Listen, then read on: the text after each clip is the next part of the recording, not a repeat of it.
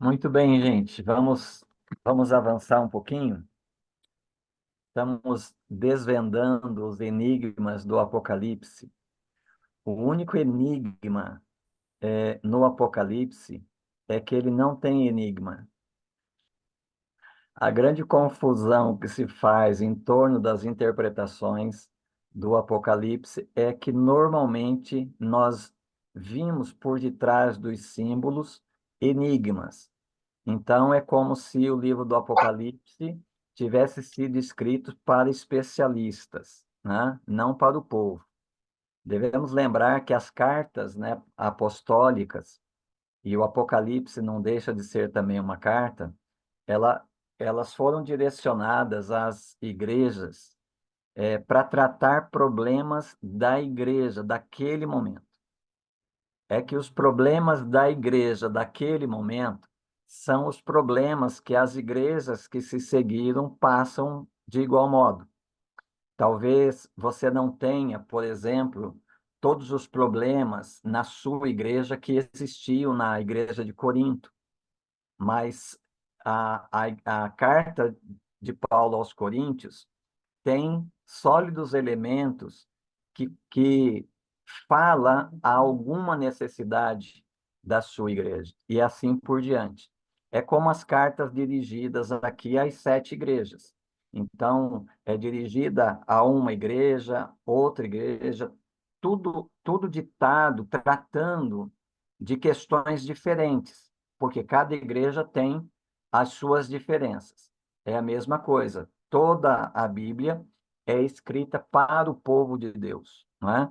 E nem toda a congregação terá todos os problemas que uma igreja destinatária no Novo Testamento tem, mas todas as igrejas têm aqui e ali alguma área que são tratadas nessas cartas e que, por isso, elas são plenamente atuais para os dias de hoje.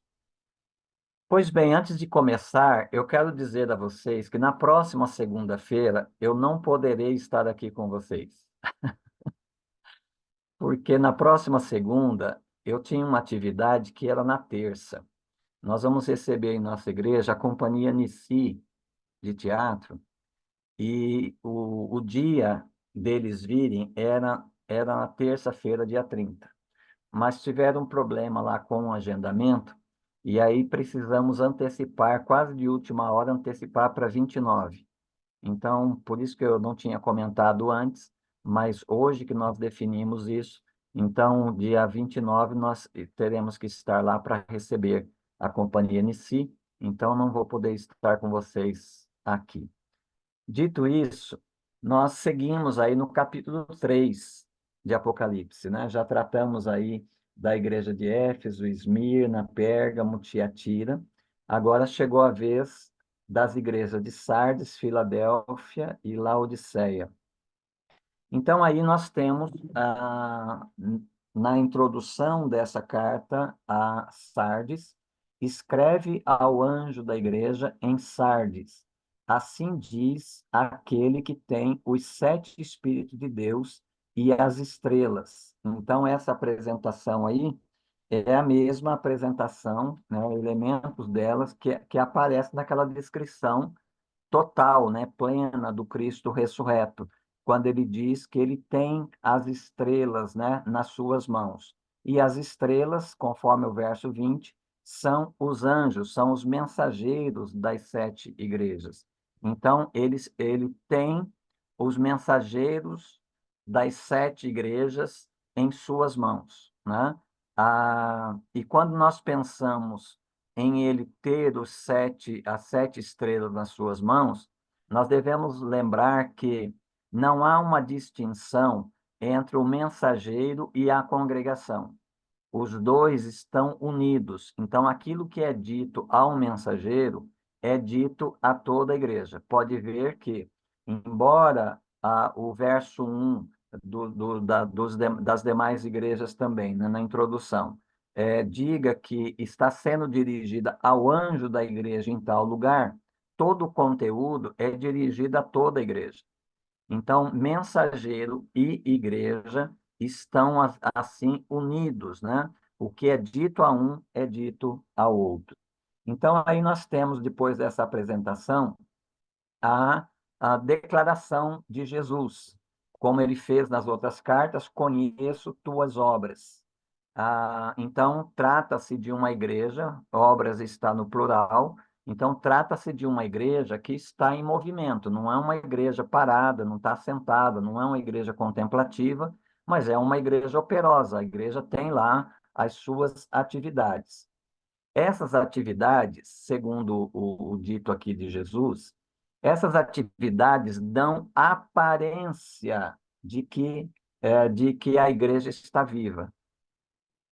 Então, mas quando essa igreja é submetida aos olhos do Cristo ressurreto, que é como chama de fogo, que é penetrante, né? Então a verdade vem à superfície. E a verdade acerca da igreja de Sardes é que ela está morta. Então veja, ah, por isso que aqui e ali, né, no Novo Testamento, a gente está sempre sendo exortado a ser vigilante. Por quê? Porque dificilmente nós vamos nos dar conta de que a nossa igreja está morta. Talvez um membro que sai da sua igreja meio raivoso, ele saia dizendo: essa igreja está morta, mas ele está dizendo isso porque ele está com raiva, né? Ele não está dizendo isso porque ele percebeu e tal. Dificilmente uma igreja ela vai ter a percepção de que ela está morta.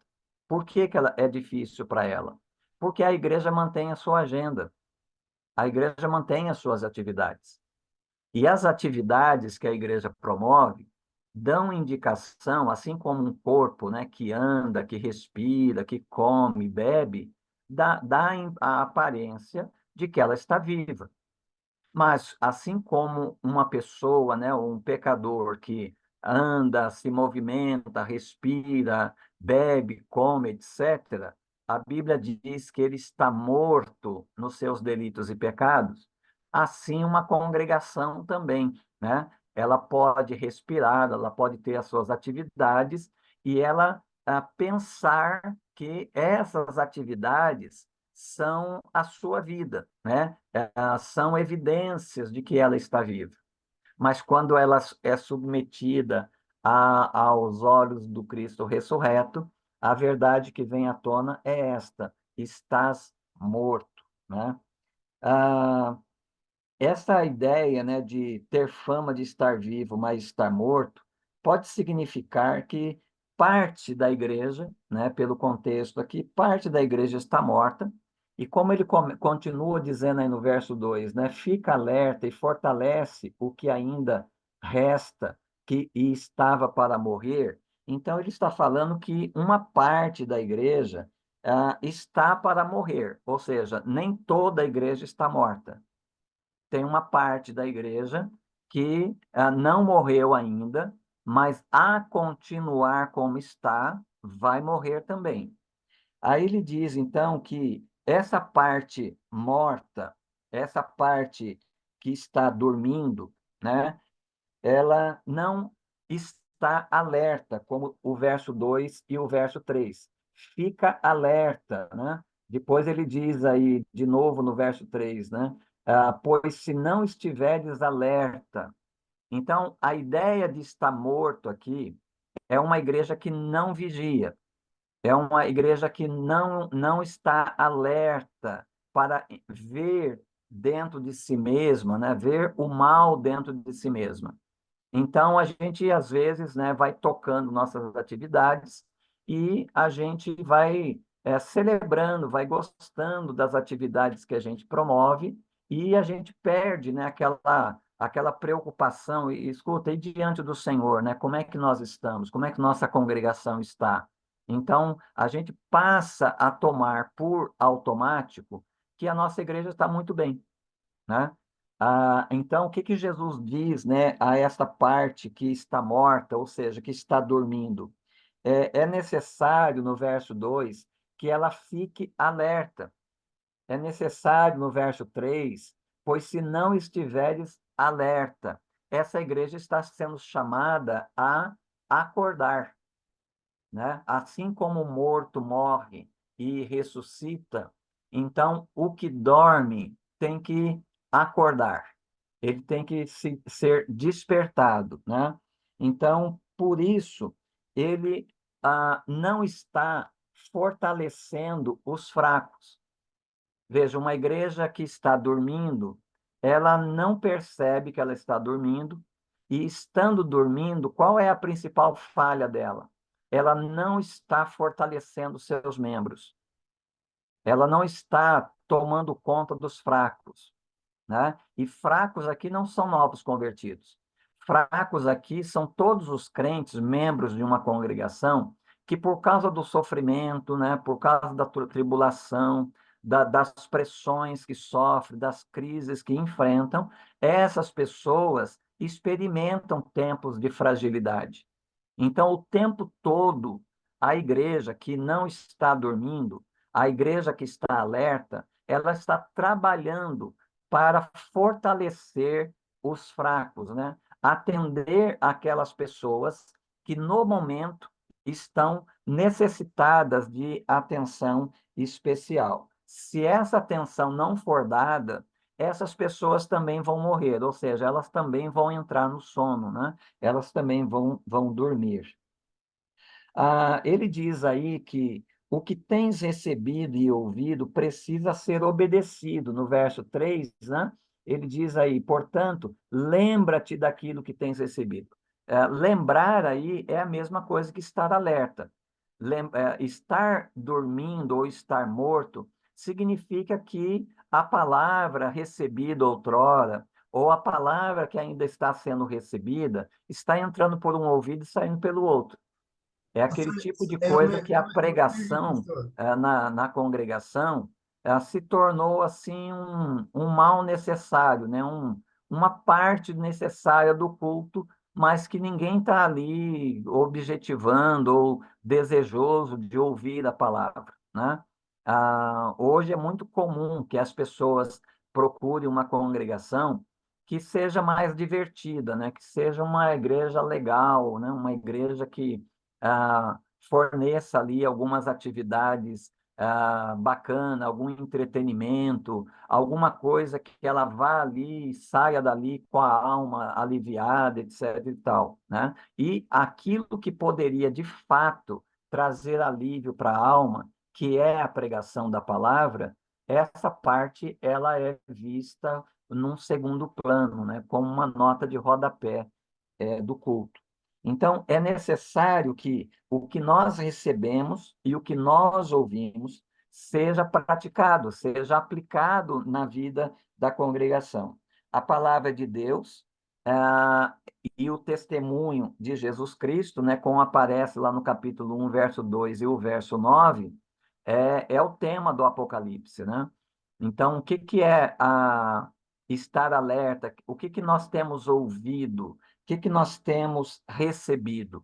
Não temos ouvido, não temos recebido mais do que a palavra de Deus e o testemunho de Jesus Cristo. Esse é o alimento do crente, né? O crente foi salvo por esse evangelho. Ele é nutrido por esse evangelho. Ele permanece firme por esse evangelho. Então, o que a igreja faz e a congregação deve estar atenta é para a palavra de Deus e o testemunho de Jesus Cristo, que é dado frequentemente nos seus ajuntamentos. Há pessoas na igreja ainda que não estão mortas, como mostra aí o verso 4 e 5, veja.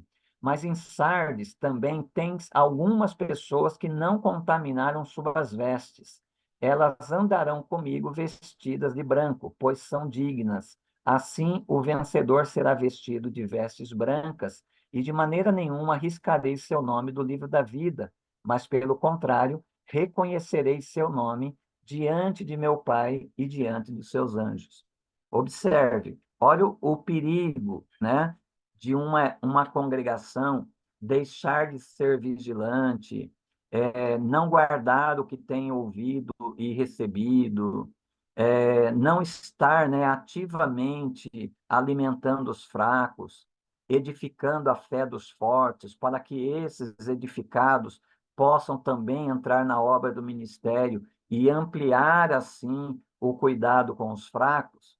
Quando uma igreja está desse jeito, veja, as palavras de Cristo nos versos 4 e 5 parecem estar indicando que esse tal comportamento da igreja pode indicar que ela não é salva, que essa parte da igreja não é salva. É notado isso pelas palavras que Jesus dirige àqueles que, aquelas pessoas, né, que não contaminaram suas vestes e que andarão comigo vestidas de branco, pois são dignas. Essas palavras aqui são ditas para os crentes. Então, aonde que nós não contaminamos ou lavamos as nossas vestes? Onde é que nós branqueamos as nossas vestes, se não no sangue do Cordeiro? E quando isso aconteceu, se não na nossa conversão, quando o Espírito Santo aplicou a obra da cruz em nós? Aqui é uma descrição do cristão. É uma descrição do cristão verdadeiro, porque o cristão verdadeiro, ele sabe que ele tem que estar alerta, ele sabe que ele tem que vigiar, ele sabe que o diabo anda em derredor, ele sabe que o coração do homem é enganoso e perverso, ele sabe que não pode confiar no próprio homem. Então, ele se torna um constante buscador de Deus, é alguém que constantemente está observando a sua vida pela luz da palavra de Deus, como o Tiago disse lá no capítulo 1 da sua carta, né? O homem entra, se olha no espelho, vê-se como está, e depois ele vira as costas e esquece de tudo que viu no espelho, né? Que é o homem que recebe a palavra, mas ele não guarda a palavra. Então, isso aqui pode ser uma advertência para essa parte da igreja que está dormindo, que eles estão correndo o risco de, estando dormindo, eles comprovarem que eles não são verdadeiramente convertidos. Então, esse é o grande perigo. Não há uma indicação direta nisso, essa é uma observação a partir do verso 4 e 5, quando ele define, né, as outras pessoas que não contaminaram as vestes, que estão andando com Jesus, que estão vestidas de branco, que são dignas, né, por causa da obra que Jesus fez por elas e está fazendo nelas. Então, por essas palavras, há uma indireta para essa parte que está dormindo, que ela precisa, como diz o verso 2, ela precisa ficar alerta. Como diz o verso 3, lembra-te daquilo que tens recebido e ouvido, obedece e arrepende-te, pois se não estiveres alerta, virei como ladrão e tu não saberás a que hora virei contra ti. Veja que essas palavras remetem às palavras de Jesus no Evangelho, que são dirigidas àqueles que rejeitam o Evangelho. Então, nós temos, sim, dentro dessa igreja, uma parte da igreja que, por estar dormindo e estar satisfeita com o sono, podem estar indicando que eles não são convertidos. Essa é uma razão adicional para que a igreja de Jesus esteja frequentemente, né, sendo exposta diante da palavra e que, como um espelho, revela as coisas, né, do coração, revela se os ministérios, se a obra daquela igreja, daquela congregação, são as obras, né, que Cristo deu à igreja para fazer, se o modo como está se fazendo, né, é um modo devocional, é um modo fervoroso, coisa que Jesus cobrou da igreja de Éfeso, né, porque ela estava fazendo as obras, muitas obras, mas tinha abandonado o primeiro amor. Então, é necessário que a igreja seja constantemente exposta diante da palavra para que ela possa ver-se com os olhos de Jesus e aí aparar, né, as arestas que precisam ser aparadas. E aí o verso 6 conclui dizendo: quem tem ouvidos, ouça o que o Espírito diz às igrejas. Novamente repetindo, né? Embora a carta seja dirigida à igreja de Sardes, a carta termina falando que é uma palavra do Espírito dita a todas as igrejas, não só a Sardes e nem só as igrejas ali da Ásia Menor, não só as igrejas do primeiro século, mas as igrejas, toda a igreja de Cristo, toda a congregação de Cristo precisa ouvir essas palavras. Frequentemente, a gente lendo as 7 cartas, nós poderemos, assim, dependendo da fase pela qual a igreja está passando, a gente pode perceber que há uma identificação maior com uma carta, com outra carta, passando uma fase, entra em outra, aí a gente vai se identificar com outra das 7 cartas. O fato é que, sendo 7 igrejas, sendo 7 cartas, Jesus está abordando aqui todos os problemas possíveis de serem encontrados em qualquer congregação e em qualquer parte da história da igreja cristã, né? A gente precisa ler para ver hoje como é que nossa igreja está, com qual dessas cartas a nossa igreja melhor se identifica. E aí, então, olhando nesse espelho, a gente pode corrigir o que está fora da vontade de Cristo, e o próprio Cristo, né, que está falando essas coisas, ele não está falando para condenar, ele está revelando para apontar saída, apontar o caminho. Veja que ele chama a igreja para se tornar alerta, ele chama a igreja para se arrepender, ou seja, não é ainda, né, a condenação. Mas se a igreja não se corrigir, a condenação virá, né? Mas se ela se corrige, vem o cumprimento da promessa de Cristo sobre ela, né? Assim o vencedor será vestido de vestes brancas. Veja mais uma vez, né? Aqueles que estão acordados, que estão alertas na congregação, eles não contaminaram suas vestes, eles estão vestidos de branco. Veja, assim o vencedor será vestido de branco, de vestes brancas. Então, essa é a identificação do verdadeiro cristão, né? E de maneira nenhuma riscarei o seu nome do livro da vida. Ou seja, uma vez que o nosso nome foi escrito no livro da vida, não tem nada que possa arriscá-lo de lá, né?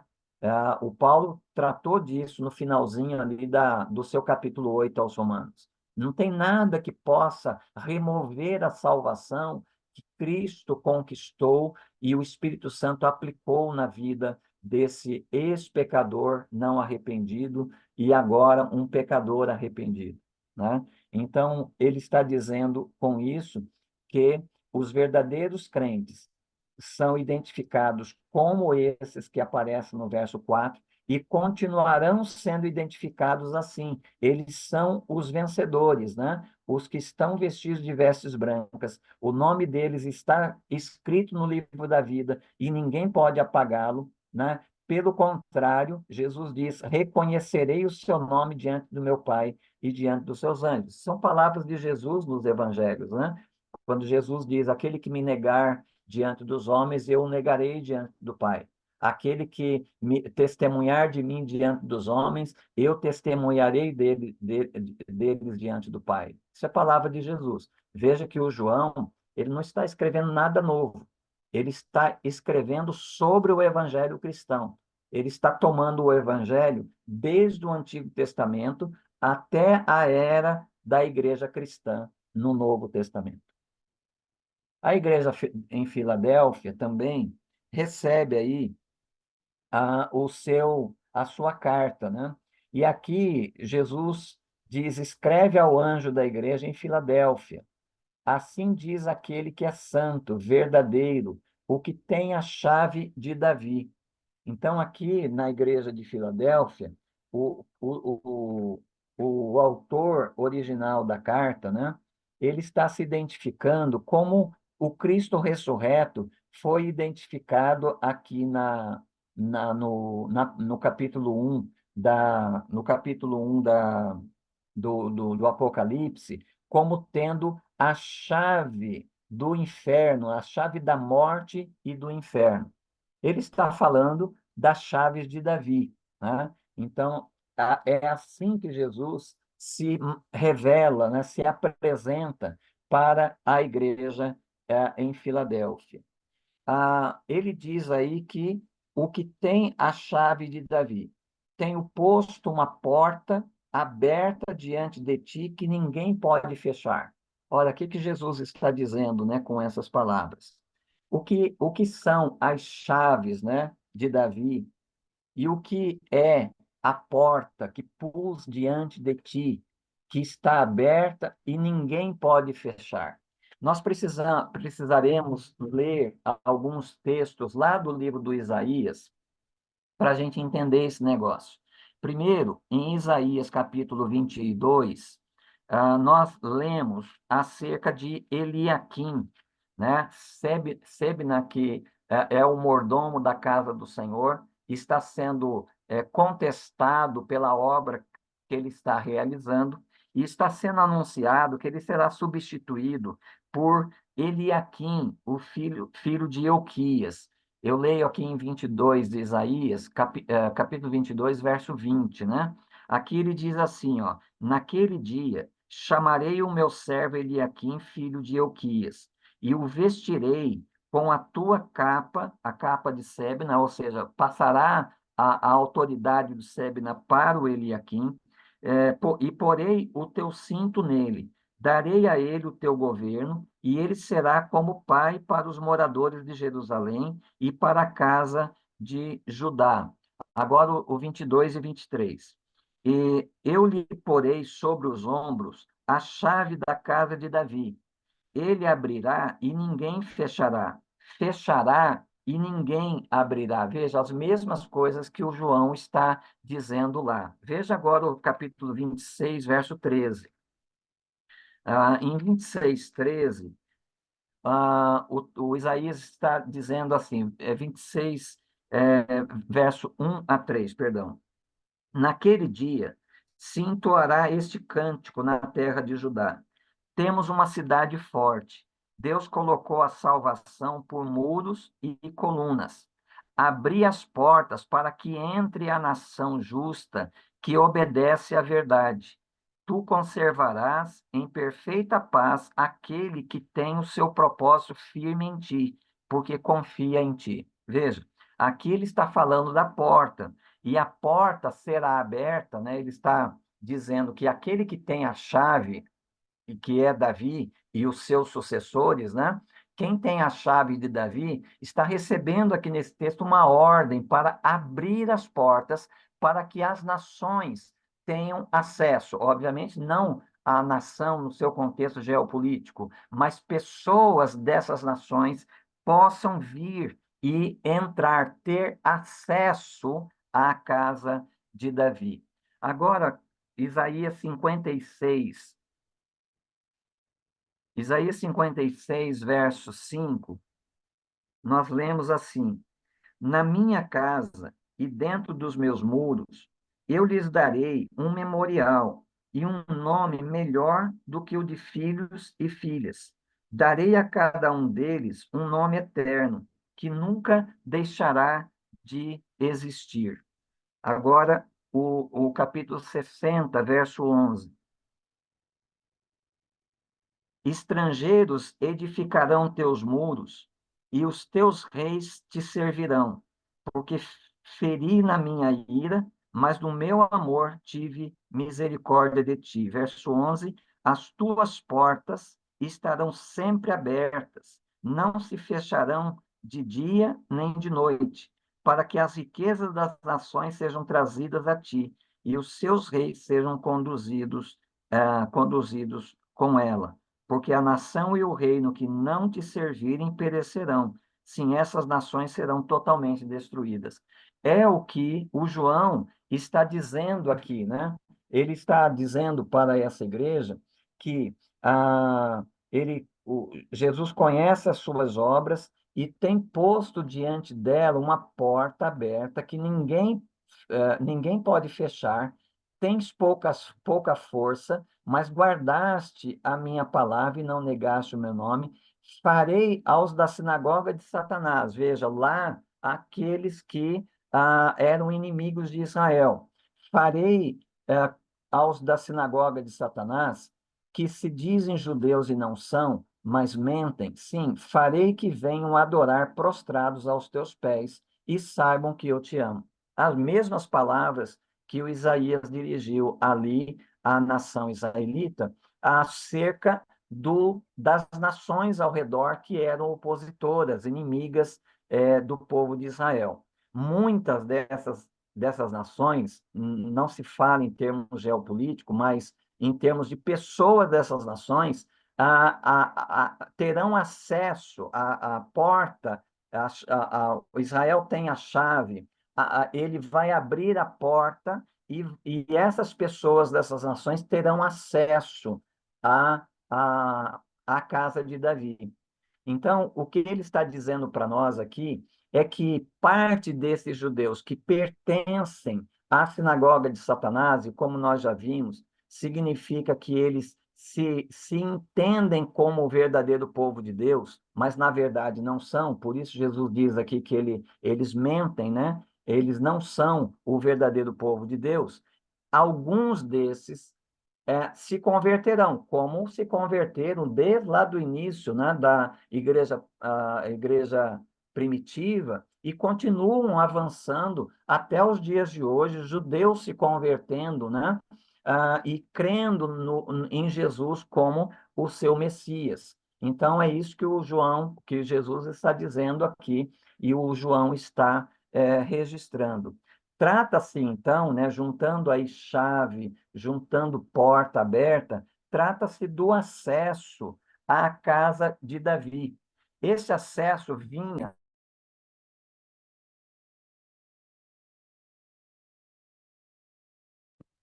esse Travou? acesso vinha dos judeus, mas acabou sendo negado aos judeus. Por que foi negado?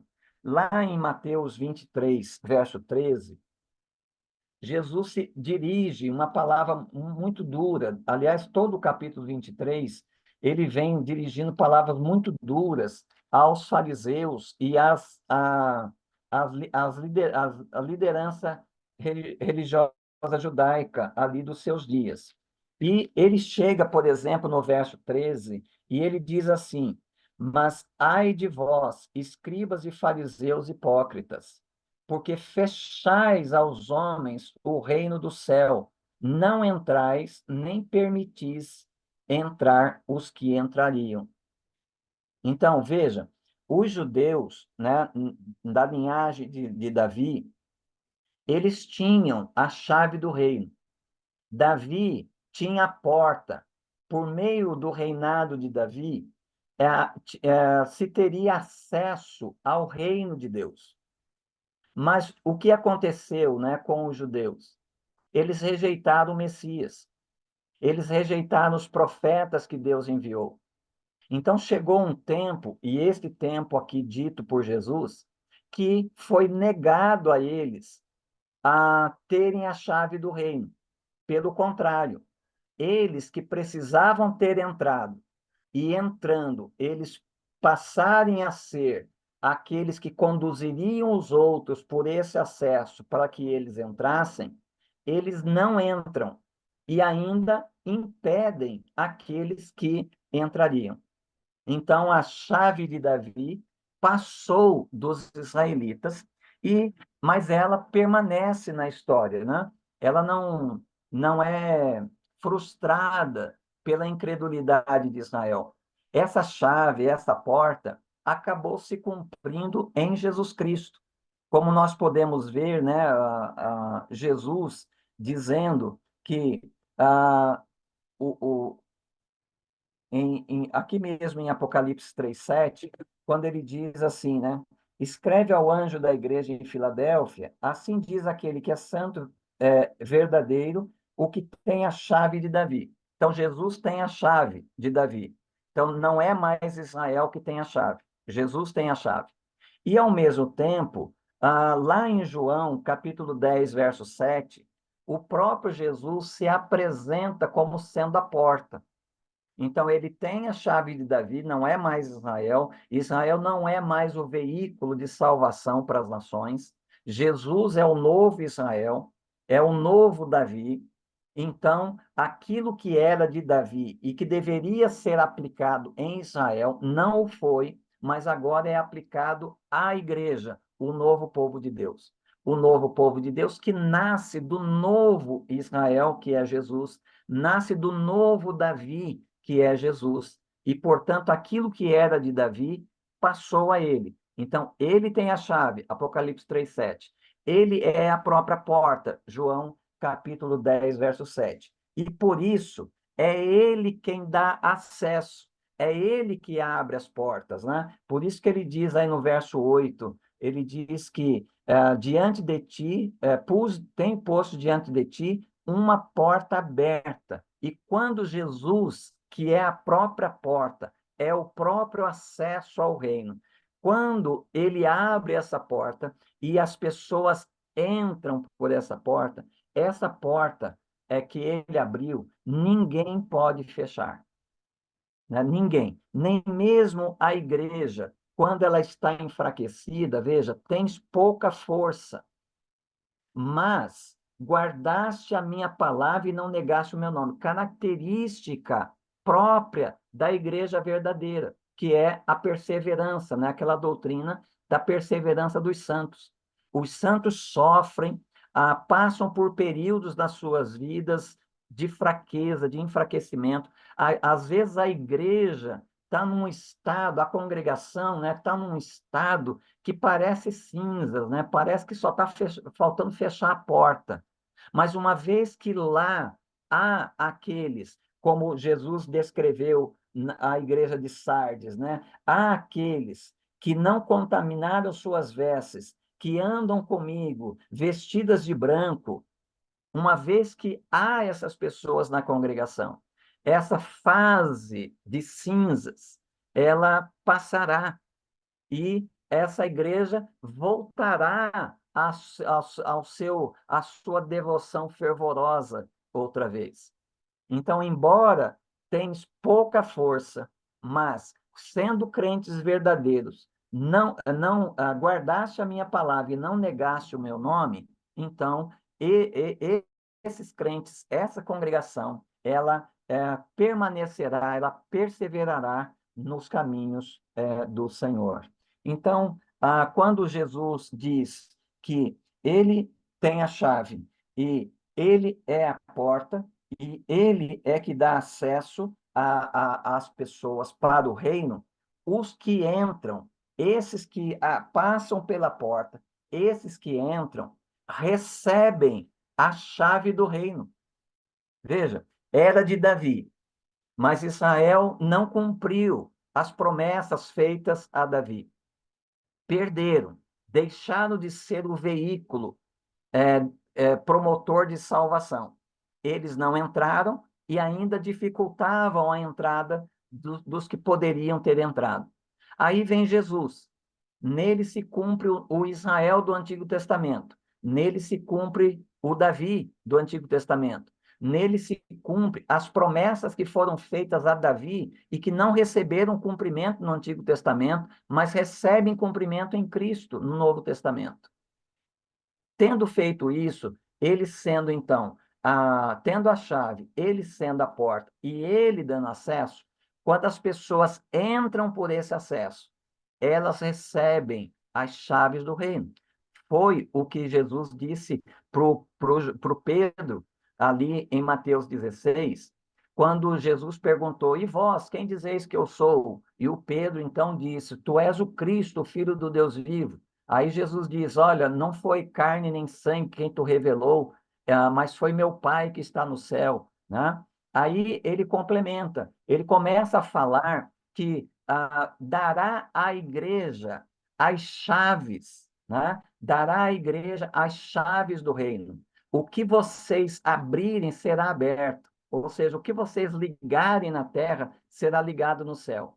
O que vocês desligarem na terra será desligado no céu. Ou seja, a igreja em Cristo e com Cristo ela passou pela porta. Ela se torna agora o meio de acesso de outras pessoas por meio da evangelização e da obra missionária.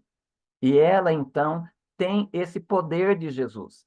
Por isso que Jesus, lá em Mateus 28, 18, diz: toda autoridade me foi dada no céu e na terra. E o que ele faz em seguida?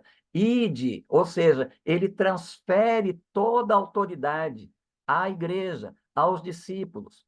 Quando ele enviou aqueles 70 discípulos lá em Lucas 10, ele envia os 70 discípulos, ele diz para eles assim: ide, eu vos envio como ovelhas no meio de lobo, mas ele dá a eles poder.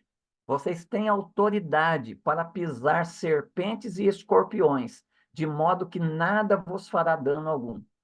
Então, Jesus, que tem toda a autoridade no céu e na terra, ele então dá essa autoridade, ele compartilha essa autoridade agora com a sua igreja, né? E a igreja, ela executa, ela cumpre essa função de encaminhar as pessoas para o acesso que é Cristo por meio da obra de evangelização e a obra missionária. Meus irmãos, nisto aqui está a segurança do crente. A Bíblia, a, a Bíblia toda, né, especialmente o Novo Testamento, afirma que a salvação que Cristo conquistou para nós por nós na cruz e que foi aplicada em nós, na nossa conversão, essa salvação nunca poderá se perder. Por mais que a igreja seja perseguida, por mais tribulação, por mais angústia, por mais que a igreja sofra, essa salvação nunca lhe será tirada. E essas palavras todas aqui estão garantindo isso para nós. Ah, mesmo fraca, ela será guardada, diz aí, na hora da provação que virá sobre todo mundo, o verso 10. Porque desse atenção à minha exortação à perseverança, eu também te guardarei da hora da provação que virá sobre o mundo inteiro, para pôr à prova os que habitam sobre a terra. O que é isso? Isso aqui não está apontando para o futuro. A igreja primitiva, quando leu essas palavras, ela já estava vivendo essas coisas aí. Não se fala, por exemplo, a uma igreja que está tranquilona, né, sossegada, e aí então vem aquela advertência: olha, vocês estão bem agora, mas se preparem, porque em breve, né, mais um pouquinho adiante na história, virá uma tribulação sobre toda a terra. Mas eu vou guardar vocês. Não. A igreja está sendo guardada desde que nasceu, porque desde que nasceu ela é perseguida. Desde que nasceu ela é sofredora, ela é militante. Até chegar em Constantino, com o Edito de Milão, que proíbe o Império Romano de perseguir a igreja. Mas isso não tira o sofrimento da igreja. Quando a igreja se torna estatal, o sofrimento da verdadeira igreja foi exatamente a igreja estatal, que estava misturada com a igreja de Cristo. Razão porque as pessoas precisavam sair da igreja para ir para os cemitérios, para os sepulcros, para o deserto, para então vivenciarem a sua fé, porque a igreja estatal tinha abandonado os princípios da fé cristã. Então, durante todo o tempo, durante a reforma, perseguição, Lutero, os outros reformadores, a igreja, né, que aderiu à reforma, começou a ser perseguida, né, tanto por religiosos quanto por civis. No período ali do século XIX, XX, quando a ciência moderna já está estabelecida, né? Começou lá no século XVI, já está estabelecida, vem toda uma guerra para cima da igreja, tentando provar pela ciência que a Bíblia está errada, que a Bíblia não prova nada, que a Bíblia não pode ser comprovada, e vem uma luta. E aí os teólogos vão se juntar, vão se unir para escrever textos, né, provando a veracidade da palavra de Deus, né, e passam por grande perseguição também. A perseguição sempre foi. Então, esse verso 10 não pode estar se referindo a uma hora que está por vir, mas uma hora que já chegou. Lembra quando Jesus disse à mulher samaritana: mulher, virá a hora, e a hora já chegou. A hora já chegou com Cristo. O que os profetas diziam lá no dia do Senhor, naqueles dias, essa linguagem se cumpriu com a vinda de Cristo. Então, o próprio Cristo sofreu perseguição desde que nasceu e terminou a sua vida debaixo de perseguição quando foi morto, crucificado na cruz. Então, não é algo futuro, é algo presente. O que ele está querendo dizer aqui, como virá, significa o seguinte: continuará vindo. Não é? Não é que virá, porque a igreja já está experimentando. Então, a provação que continuará vindo, Jesus está dizendo que em todo lugar onde uma congregação está sofrendo, está sendo provada, Jesus está guardando essa congregação. Jesus promete guardá-la, né, durante todo o seu período de provação. Provação que então já experimentava a igreja de Sardes e continuaria então experimentando. Veja que ele diz agora aí que ele deve conservar os que tens, né? Ele diz aí para nós, venho sem demora, conserva o que tens, para que ninguém tome tua coroa. Aqui, conservar o que tens é tudo aquilo que lá para Sardes, Jesus se referiu como o que tem recebido e ouvido. Ou lá no capítulo 1, verso 3, né? Os que leem e os que ouvem as palavras desta profecia. Tudo que nós temos recebido, seja a palavra, seja o evangelho, seja os ensinos de Cristo, seja a condução de Cristo, todas essas coisas que nós temos recebido no evangelho, nós devemos então conservar. É a mesma coisa que ele já disse um pouco lá em cima, quando ele fala da perseverança, né? Ele chamou a igreja para a perseverança. E essa igreja de Filadélfia é um exemplo de uma igreja que sofre, mas persevera no caminho do Senhor.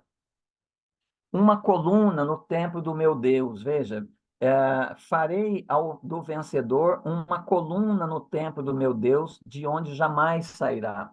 Vocês se recordam que o tabernáculo, né, tinha 5 colunas ali que davam acesso ao santo lugar, que por sua vez dava acesso ao Santo dos Santos.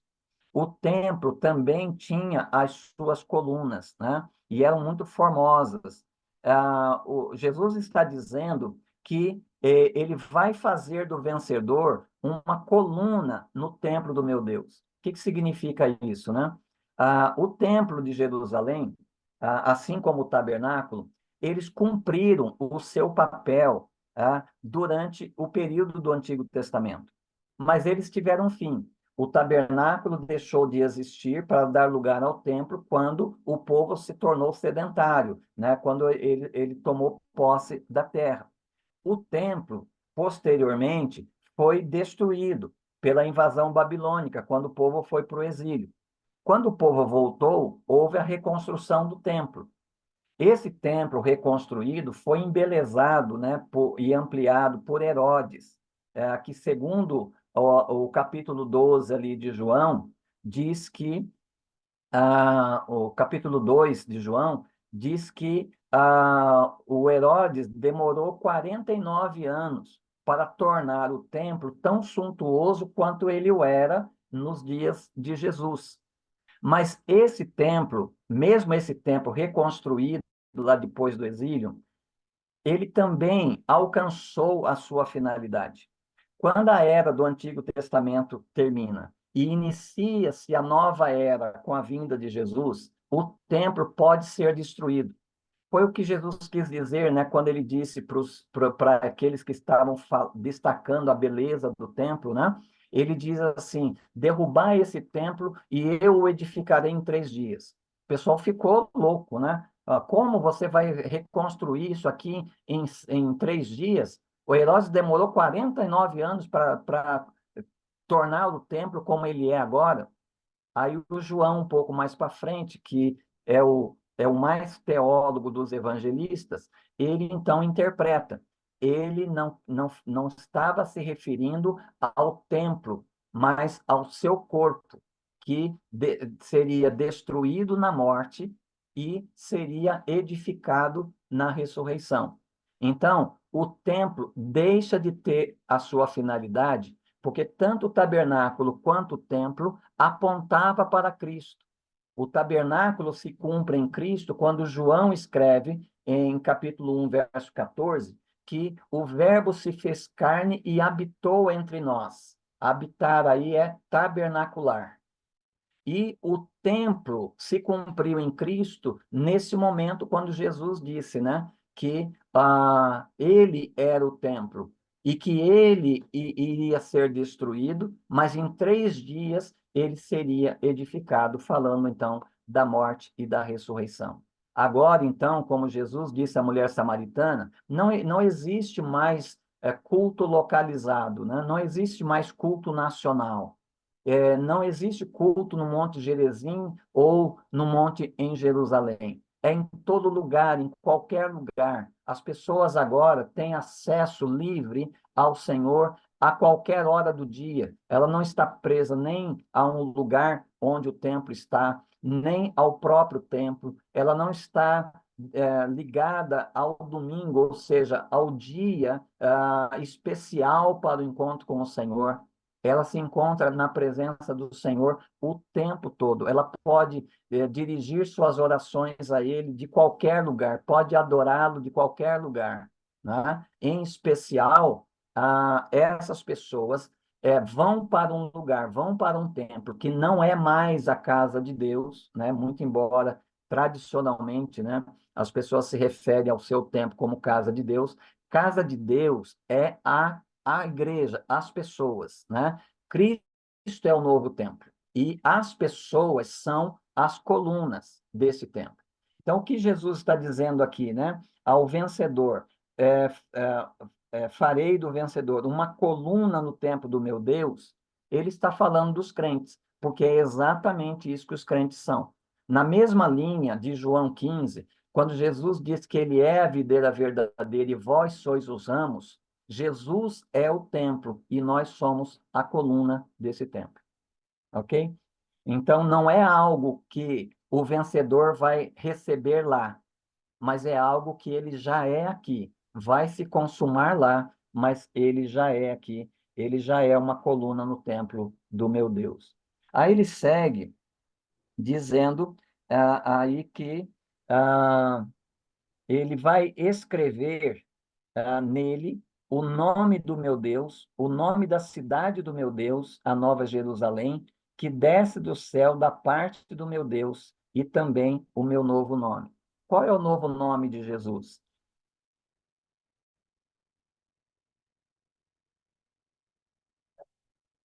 Filipenses 2:11.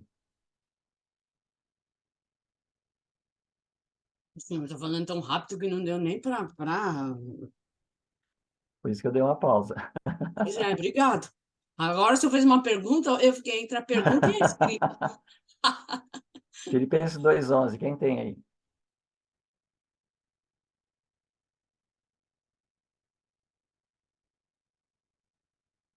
É Jesus Cristo, é o Senhor para a glória de Deus Pai. E toda O a língua Senhor. confesse que Jesus Cristo Isso, é o Senhor para a isso. glória de Deus Pai. Esse é o novo nome de Jesus. Por que Senhor, né? Você deve perceber na sua Bíblia que no Antigo Testamento você vai encontrar Senhor com o S maiúsculo e Senhor com todas as letras em maiúsculo. Todas as vezes que você lê Senhor com todas as letras maiúsculas, então ele está traduzindo o tetagrama lá, né? O Iavé ou Iehová, né? Ah, então, aquilo ali foi traduzido para nós como o Senhor, porque é o que mais perto chegamos hoje de uma interpretação desse tetragrama, que se perdeu, né? A sonoridade dele se perdeu, porque os judeus não o liam, né? Quando chegava nesse nome, eles substituíam a leitura desse nome por Adonai, meu Senhor, mas que estava perto do significado também do sentido, né? De Jeová ou Javé. Então, quando nós chegamos no Novo Testamento, aquilo que é o Deus, né, que é o Javé no Antigo Testamento, se cumpre também em Cristo. Então, Jesus é Javé, Jesus é o Senhor. Esse é o novo nome que ele tem e que nós não esperaremos chegar lá na frente para descobrir. Nós já sabemos aqui e nós nos referimos a Jesus como Como Senhor, Senhor. mesmo aqui onde estamos. Aí ele fala, né, que vai escrever nele o nome do meu Deus. Isso aqui a gente vai ver melhor quando a gente chegar lá no capítulo que trata, né, da marca da besta e os selados de Deus, né? Lá a gente vai tratar desse nome, né? Vai escrever nele o nome do meu Deus, o nome da cidade do meu Deus, a Nova Jerusalém. Veja que interessante, né? Alguns hinos que nós cantamos falam de nós indo para o céu, né? Nós subindo na direção da Jerusalém. Mas a Bíblia descreve a Jerusalém vindo a nós. O que é a Jerusalém, né? Quando você lê o Salmo 122, você vai perceber que Jerusalém é o lugar que Deus escolheu para se encontrar com o seu povo. Razão porque todo israelita, pelo menos em 3 ocasiões no ano, ele tinha que ir para Jerusalém.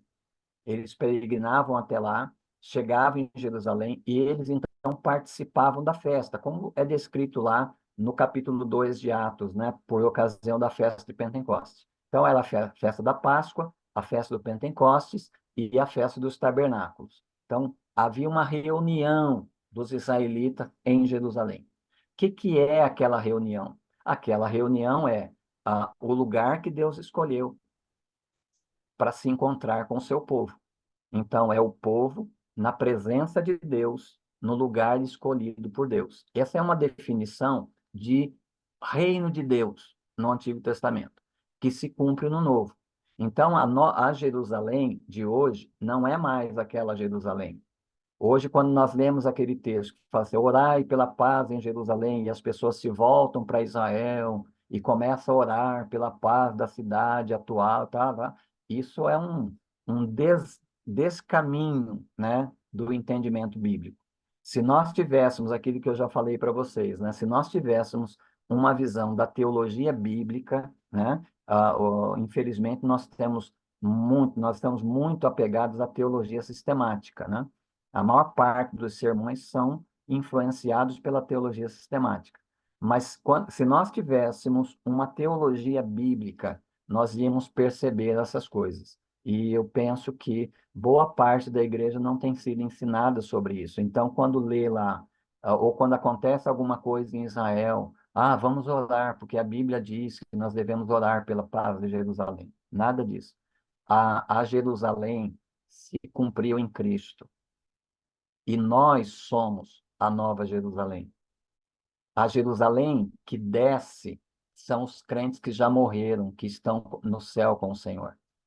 E eles descerão, como Paulo disse em 1 Tessalonicenses, eles virão com a segunda vinda de Cristo.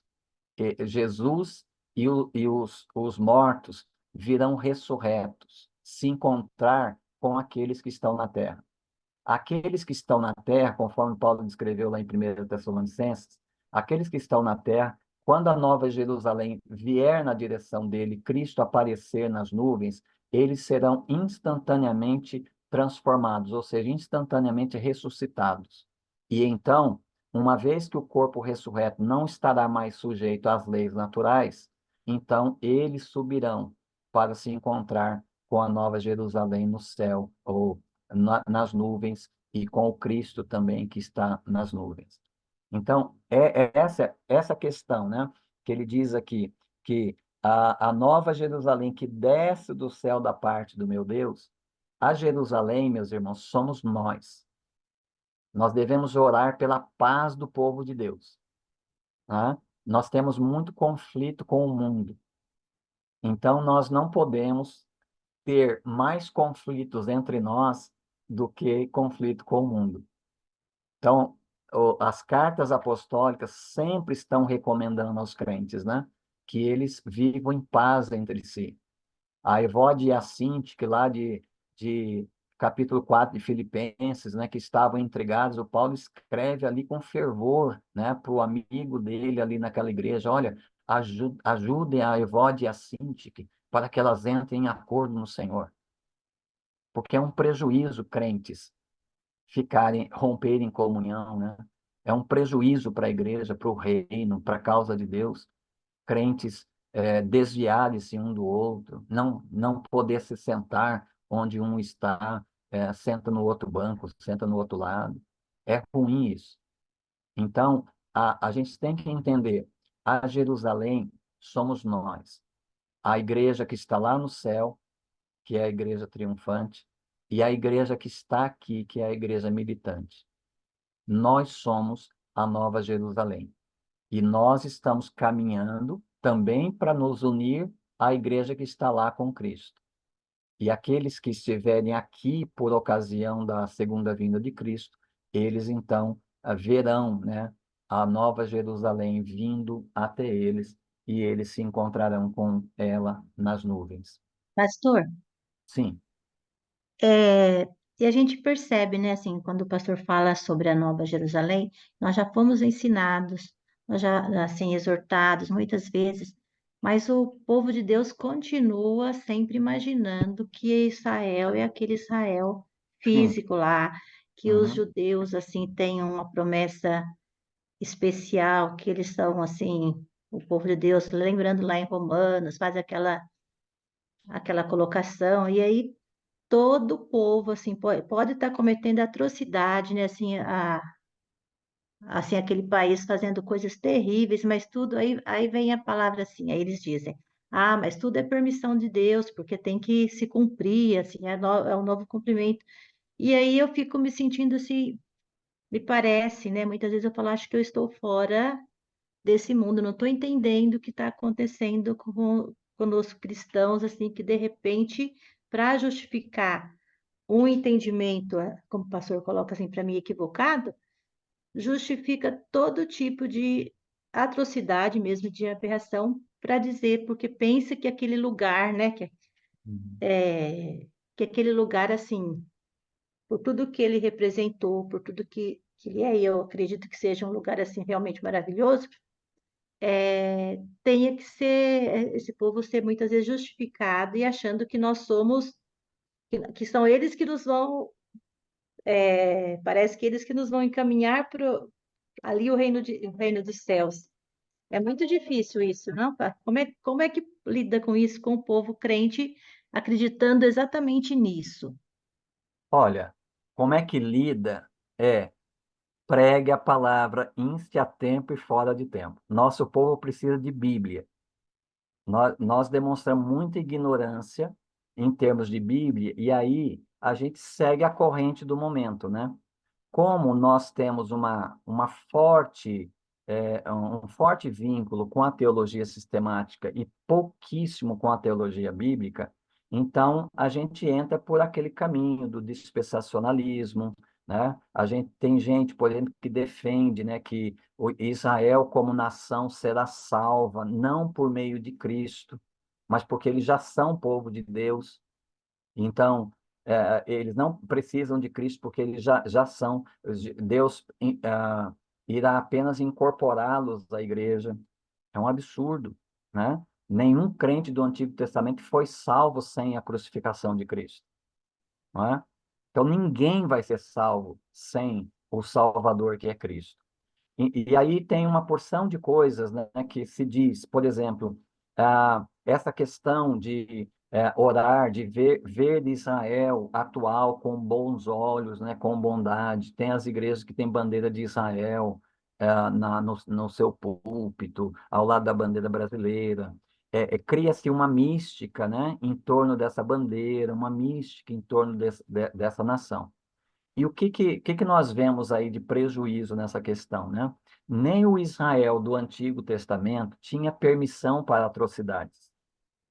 As guerras israelitas eram a guerra que Deus autorizava. E por que que Deus autorizava? Sempre Deus deu tempo às nações para elas se arrependerem.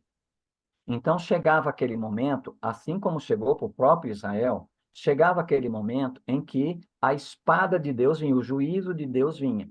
E Deus, então, usava a nação de Israel como espada, né? Assim como usou a Assíria como espada, Isaías chama a Assíria como espada de Deus, que veio contra o reino do norte.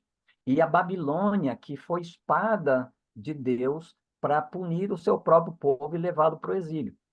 Então, nem o Israel do Antigo Testamento, por ser povo de Deus, ele teve licença para cometer atrocidades.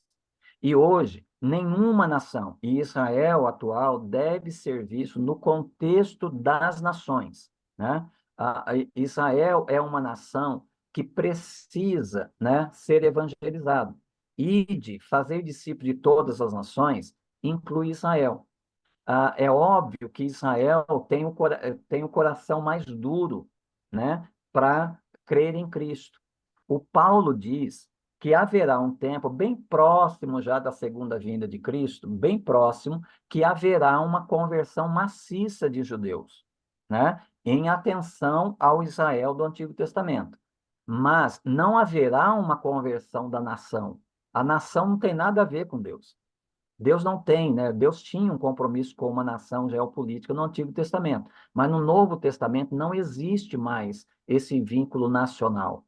A igreja do Novo Testamento é formada por judeus e gentios. Essa é a igreja. Então não há como, não há outra porta pela qual alguém possa entrar e participar da salvação.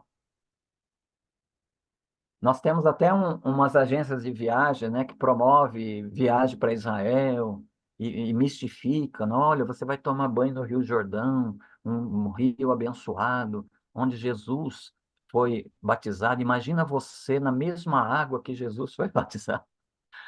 É um negócio para vender, né? Não tem nada a ver esse negócio. Eu acho que os que salvam aí, de que fizeram viagem para Israel, os que salvam aí, o Dr. Shed, o Luiz Saião, que tem uma compreensão, o Shed tinha, né? O Saião ainda tem, uma compreensão da teologia bíblica e sabia qual era o lugar de Israel. Então, o que que eles faziam lá? Eles faziam um estudo teológico. Eles usavam os lugares para destacar os textos, né, que faziam referência àqueles lugares, ou que Jesus tinha feito naqueles lugares, para explicar a Bíblia e fazer aplicação na vida. Mas nada desse negócio místico de que você vai lá, vai ser batizado, ou vai acontecer isso, Deus vai abençoar você, nada disso, não tem nada a ver. Aí há um versículo, pastor, que se encaixa aí, na fala da Marta, que diz: errais não conhecendo as Escrituras. Não Exatamente. conhecemos mesmo. E está nos faltando essa tal teologia bíblica, viu? Hum. Eu Fala, insisto, Rafa... precisamos dela. Aham. Fala, Rafael. Pastor, eu acho que eu faltei nessa aula, por isso que eu quero tirar essa dúvida. Se você falou nessa última fala, que a gente pode orar para Deus em qualquer lugar, no trânsito e tal, pelo menos assim, e a Bíblia fala assim também. Por que que a Bíblia fala, não sei se é uma figura de linguagem, não sei, entra no teu quarto, fecha a porta, que teu pai em secreto te ouvirá. Uhum. Sim, qualquer lugar, né? O quarto não é um quarto que todo mundo vai, né? Cada um tem o seu quarto. Então, aquilo ali é uma defesa da devoção particular, né? O quarto pode ser qualquer lugar, não precisa ser o quarto. Até porque é difícil pensar em quarto ali naquele texto com as casas, a forma como eram as casas, no período do Novo Testamento, né? Então, o quarto ali é uma referência a um lugar individual, um lugar seu, onde você vai ali para praticar a sua devoção pessoal, né? Eu pensei que você iria fazer a seguinte pergunta: por que que nós então temos que ir para o templo? Porque a Bíblia diz que nós temos que ter a nossa devoção particular e a nossa devoção coletiva, né? Quando nós vamos ao templo, ao lugar onde a nossa igreja se reúne, a gente ali se junta para nos expressar como povo de Deus, né? Como igreja do Senhor, né? Então tem a devoção particular, individual, e tem a devoção coletiva, que é o povo se expressando como povo de Deus. Uma não substitui a outra. Não, Se não. complementam. É como um avião Completo. querer voar com asa só. Hum. É. Muito obrigado. Quanto mais você aquece o seu coração na devoção particular, mais fervoroso será o seu culto quando você se encontrar com a igreja, né? A raiz de um culto frio não está no culto, está na devoção individual. Mas, assim, desculpa a minha ignorância. Você orando para Deus, vai no trânsito, por exemplo, não é a mesma coisa que você orar para Deus no quarto, como mencionaram na Bíblia? Não é a mesma coisa? Eu acho que quando Jesus se refere ao quarto, ele está se referindo, Rafael, a um lugar onde você não terá interrupções, inclusive de pensamentos, né? Você não terá interrupções visuais, você não terá interrupção, né, por exemplo, você está orando no ônibus, de repente chega o seu ponto, aí você tem que descer. Eh, Essa oração que você está se referindo diz mais respeito àquilo que Paulo disse em 1 Tessalonicenses 5, quando ele diz orai sem cessar, no verso 17 ali, né?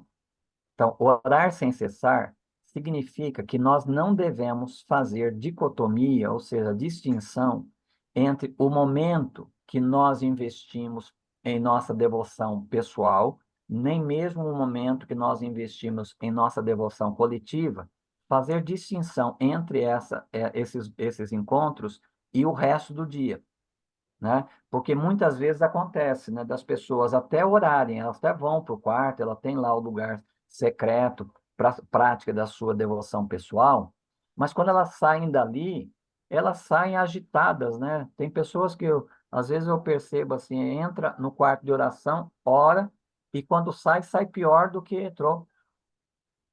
Então, assim, falta essa compreensão do orar sem cessar, no sentido de que eu não estou na presença de Deus somente quando eu estou em culto ali, me expressando como povo de Deus coletivamente, e nem só quando eu estou orando em particular. Eu estou na presença de Deus o tempo todo. O necessário é que a gente tenha esses encontros para eles serem, assim, a lembrança, né? A memória, de que nós estamos o tempo todo na presença de Deus. Entendi. Ok? Ok. Vamos seguir? Vamos para Obrigada, pastor. 3,14, a igreja em Laodiceia. Aí no verso 14, né? Jesus está dizendo aí para essa igreja, escreve ao anjo da igreja em Laodiceia: estas coisas diz o Amém, a testemunha fiel e verdadeira, o princípio da criação de Deus. Aqui é uma menção ao capítulo 1, verso 5, onde João faz referência a Jesus, né, como sendo a testemunha fiel e verdadeira. Então, é assim que ele se apresenta à igreja de Laodiceia. A igreja de Laodiceia, diferente da igreja de Filadélfia, que não recebeu nenhuma repreensão, a igreja de Laodiceia, ela vai receber, né?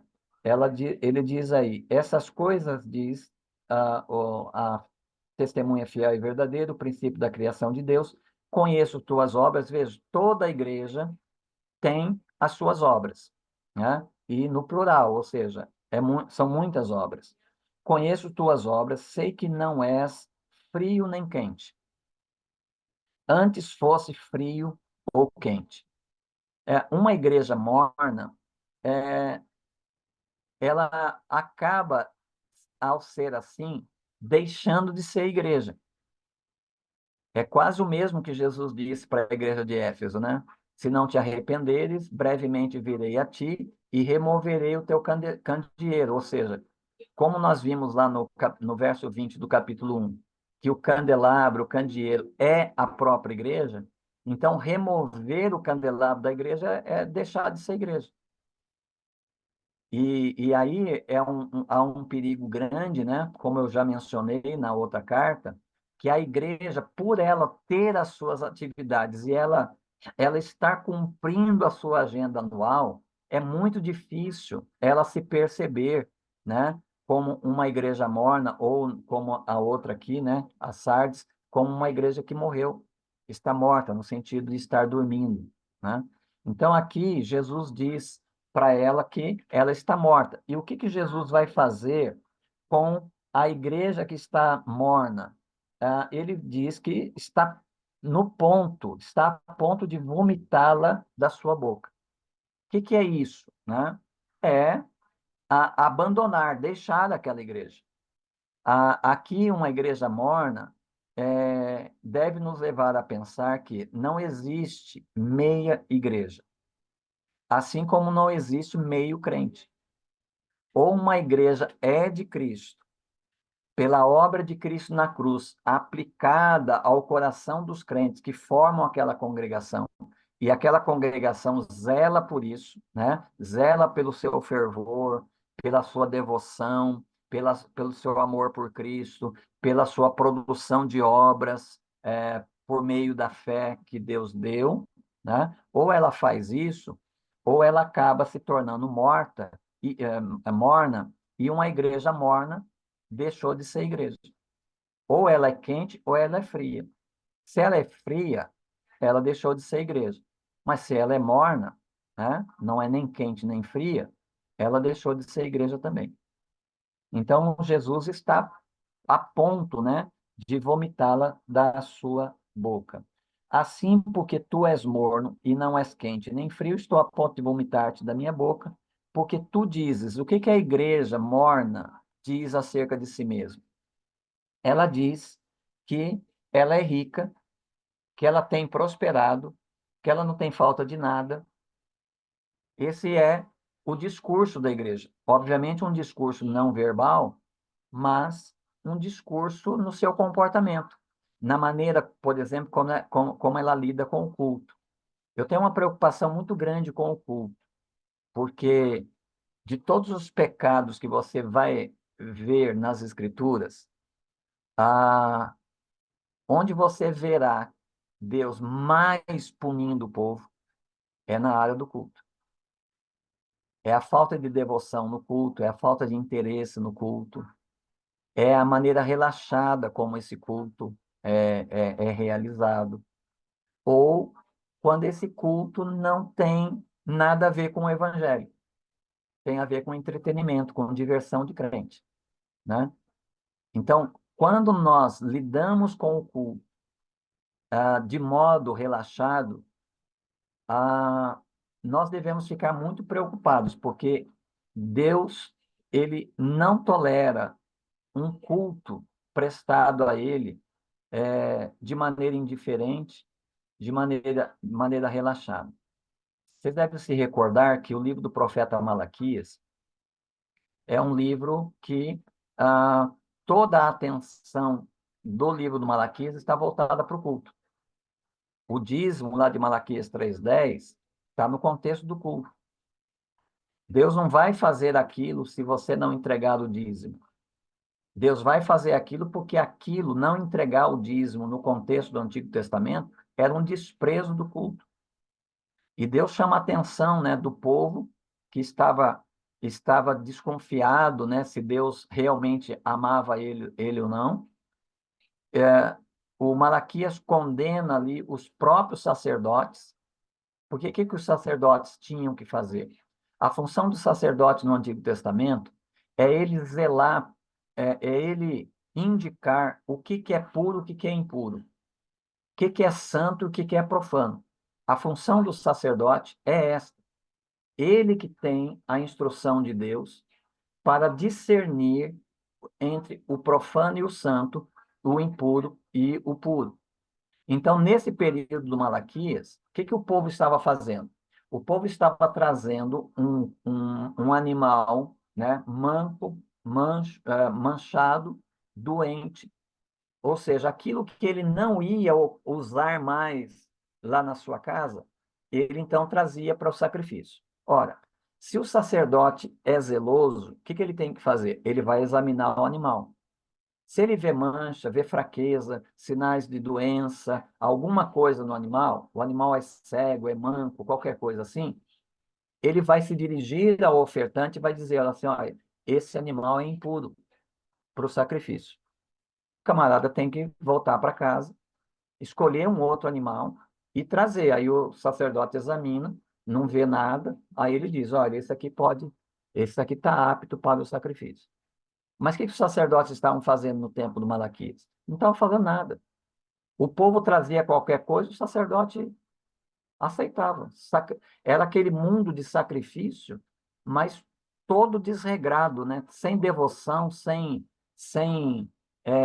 contrição, sem que o pecador sentisse alguma dor pelo seu pecado que estava sendo castigado naquele animal inocente. Não tinha nada disso.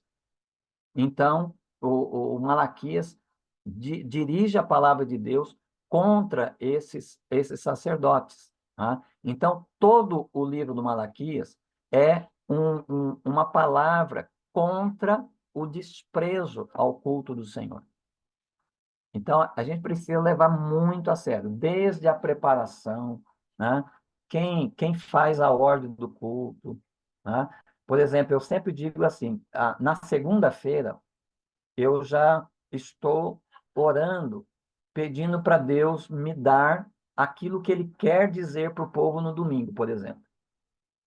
Aí eu digo para o pessoal, assim, normalmente da música e tal, que eles precisam fazer a mesma coisa. Eles não podem escolher música porque eles gostam, não pode escolher música porque, essa aqui é legal de tocar, essa aqui traz um sentimento gostoso para o coração.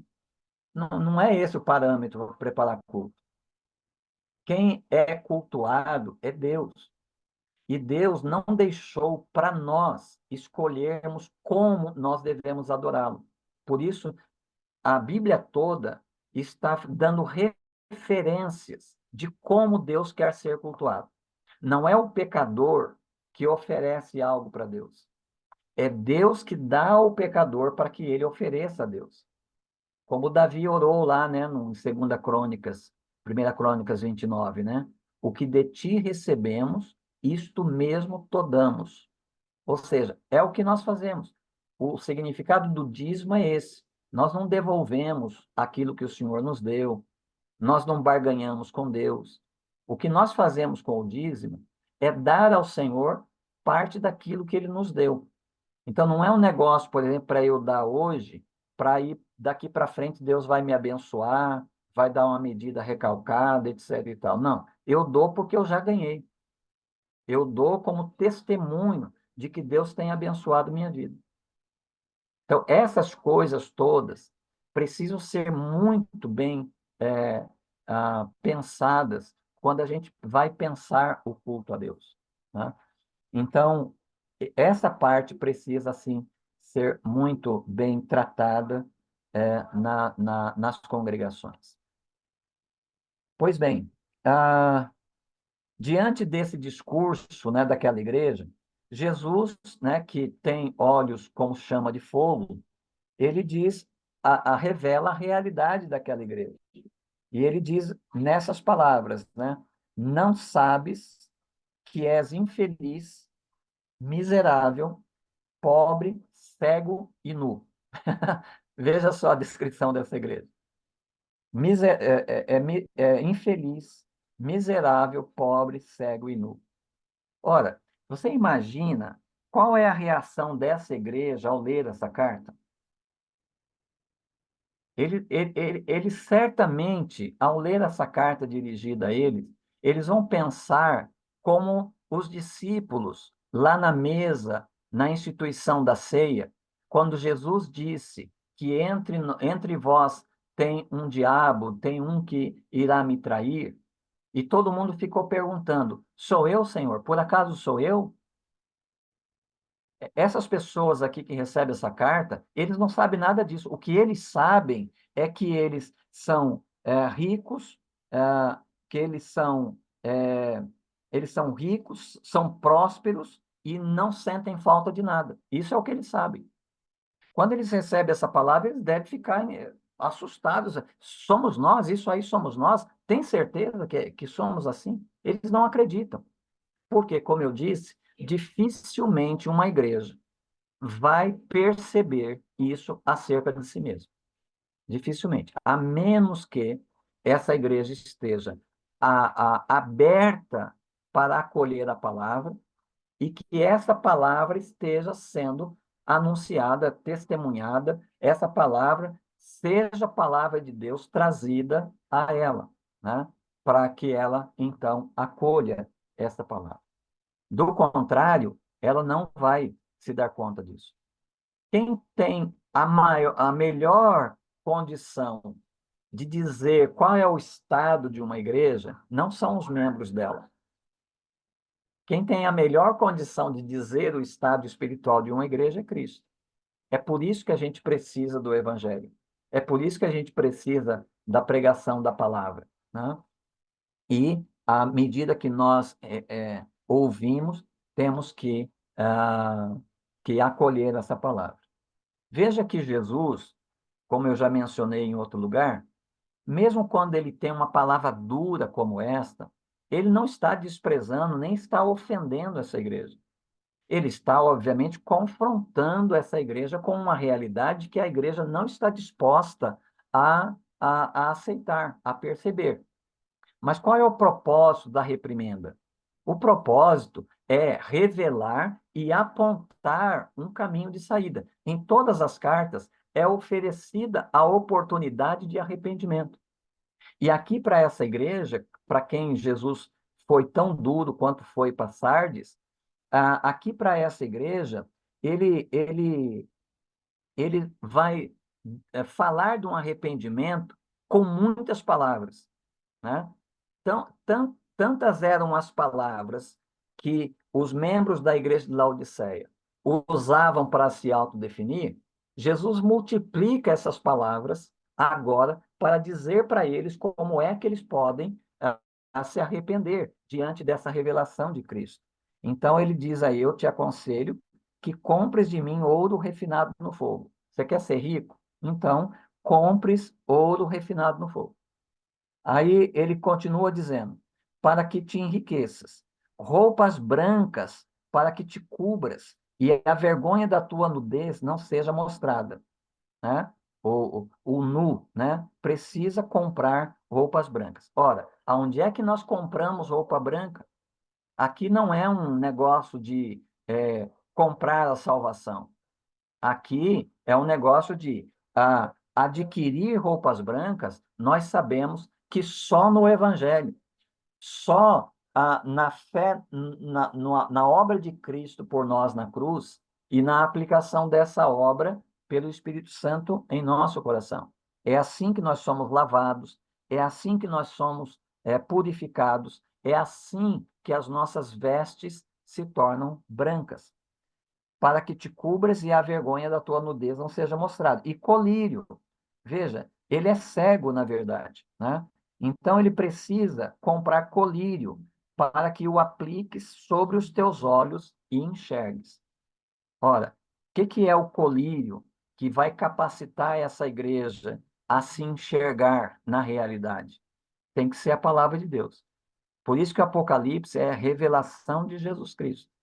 Não é enigma. É revelação de Jesus para que a igreja seja fortalecida no Evangelho e ela, então, pelo Evangelho, ela consiga ver-se a si mesma e perceber os caminhos que Deus coloca diante dela para ela sair dessa situação. Eu repreendo, novamente Jesus dizendo, eu repreendo e castigo todos quanto amo. Veja, é com profundo amor que Jesus está tratando essa igreja. Amar uma igreja ou amar uma pessoa não é bajulá-la.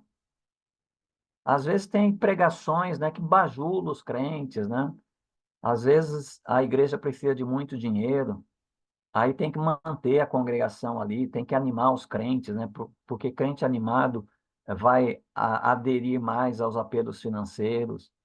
E aí a gente fica ali vendo, né, uma certa bajulação. Às vezes, o pastor, ele vai bajular a sua congregação em função de que o sustento dele integralmente vem do ministério. E ele vai pensar, puxa, se eu pregar aqui alguma outra coisa, ou de algum outro modo, e se a igreja me mandar embora? Como é que eu fico? Então, essas preocupações que são próprias, são preocupações, assim, razoáveis, elas estão no coração do pastor. E, às vezes, ele acaba sucumbindo a isso, né? Acaba pregando e dirigindo a igreja com aquele único objetivo de se perpetuar por ali, de ficar por ali, ou pelo menos até surgir uma outra igreja melhor do que aquela, para ele poder seguir o seu caminho, né? Mas aqui, Jesus, ele ama a igreja. E na proporção que ele ama a igreja, e ele vê a realidade da igreja, ele revela a realidade para a igreja.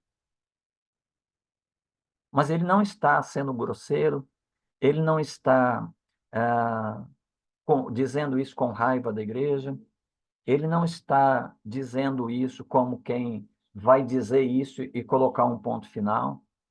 Ele vai dizer isso e depois ele vai dizer para a igreja: olha, eu tenho esse caminho aqui para você, você tem a oportunidade, né, de ver-se, de enxergar-se e de se adequar, né, à minha palavra ou à palavra de Deus. E ele diz, então, repreende e castigo todos quanto amam. Sê, pois, zeloso e arrepende-se. Todas essas cartas, por mais duras que elas sejam, todas elas pretendem recuperar a igreja. No livro do Apocalipse, irmãos, Jesus vai combater todo tipo de mal. E lá no final, Jesus vai terminar como o vencedor.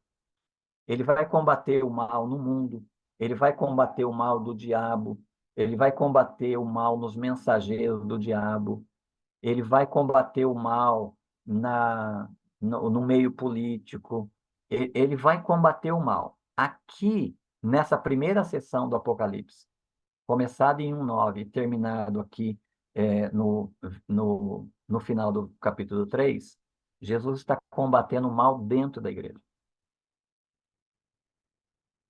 Há mal dentro da igreja. E Jesus está combatendo esse mal.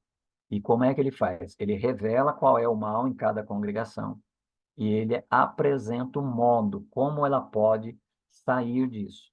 E, além de mostrar para ela o modo de sair disso, ele ainda faz promessas a ela, né? Incentivando elas a se encaixar dentro do que Jesus termina as suas cartas com ao que vencer ou ao vencedor, né? Ele quer que todos nós, toda a congregação, seja vencedora, mas para isso é necessário vencer o mal dentro da igreja.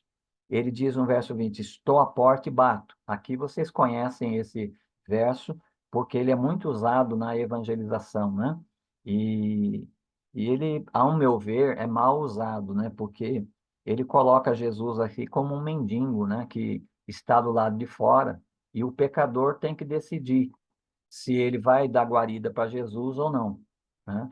Então, se ele abrir a porta e tal, Jesus entra, vai morar dentro dele, etc e tal, né? Mas aqui fala-se de uma igreja, não fala de não crentes. Embora isso aqui é falado para uma igreja que está com um tal comportamento a quase evidenciar que ela não é cristã. Então, é oportuno dizer isso para o incrédulo, mas é mais oportuno, dentro do contexto, dizer isso à igreja. Uma igreja que expulsou Jesus do meio dela. Jesus está aqui à porta porque ele foi expulso da igreja. Você sabe que Jesus é o Senhor da igreja. Mas, muitas vezes, um dos males que a gente observa e tem observado em muitas congregações é que pessoas que vão adentrando a igreja, que têm certas habilidades de comunicação, certo carisma, né? Certo jeito, maneirismos, etc., elas vão ganhando projeção no meio da igreja, elas vão se tornando pessoas influentes no meio da igreja. E não demora muito, essas pessoas se tornam proprietárias da igreja. Se a igreja não vigiar nesse sentido, ela vai expulsar Jesus, porque Jesus não vai dividir o seu senhorio com outros senhores. Então é necessário vigiar, especialmente pela liderança, nos moldes, como o Paulo escreveu ao Timóteo no capítulo 3 e a Tito no capítulo 1, de a gente colocar na liderança somente pessoas, não por causa das suas capacidades vindas de fora, não por causa do seu carisma ou por causa das suas maneiras, mas por causa da sua maturidade. O que é dito dos presbíteros e dos diáconos lá tem que ser aplicado a toda a diaconia da igreja. Então, essas pessoas precisam ser discipuladas. E elas só podem ocupar um lugar de serviço na igreja quando elas demonstrarem maturidade. Por quê? Paulo diz lá ao Timóteo que ele não deve colocar na linha de frente da igreja um neófito. E o neófito não é um novo convertido. O neófito é um crente antigo da igreja que não cresceu, que não se desenvolveu. Ele não amadureceu. Provavelmente, ele não tem uma experiência real de conversão, inclusive. Ele foi batizado, ele entrou na igreja, ele gostou do ambiente da igreja, ele tem algumas habilidades que ele se localizou ali no serviço cristão da igreja, ele gosta de fazer aquilo, né? Mas ele é neófito. O que acontece quando o neófito é colocado numa posição de liderança na igreja? Acontece aquilo que Paulo diz, ele cai na condenação do diabo, né? Qual é a condenação do diabo? O orgulho. Lúcifer, né? Ele dirigia a adoração, os anjos em adoração a Deus, e num dado momento ele se inflamou, né, de orgulho e começou a perguntar: por que eu dirijo a ele que eu posso dirigir a mim? Então ele tentou usurpar o lugar de Deus. Então, essa é a condenação do diabo. E isso é característico de uma pessoa que assume posição de liderança, não tendo ainda demonstrado evidências de maturidade. Essa pessoa, obviamente, no seu orgulho, ela vai tentar fazer o mesmo que o Lúcifer fez. Vai tentar tomar o lugar. Ela começa tomando o lugar de alguém, daqui a pouco ela toma o lugar do diácono, daqui a pouco ela toma o lugar do vice-presidente, daqui a pouco ela toma o lugar do pastor. Tem pessoas na igreja, irmãos, que até indicam que sermão que o pastor deve pregar. Tem pessoas na igreja que sugerem ao pastor, né? E é uma sugestão que o pastor, se tiver juízo e quiser se garantir no emprego, tem que obedecer.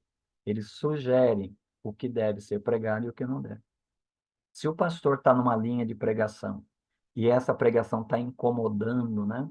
Incomodando os acomodados, lá vem alguém para dizer: pastor, ó, pega leve aí, ó, olha, a nossa igreja não gosta muito disso e tal. Uma igreja assim expulsou Jesus. Jesus não é senhor dessa igreja. E se Jesus saiu, se aos Efésios ele diz que vai remover o candeeiro, e sendo que ele é a luz desse candeeiro, porque ele anda no meio dos candeeiros, se Jesus está do lado de fora, é a mesma coisa que remover o candelabro. A luz dessa igreja apagou, né? Está apagado. Precisa ser reacendido.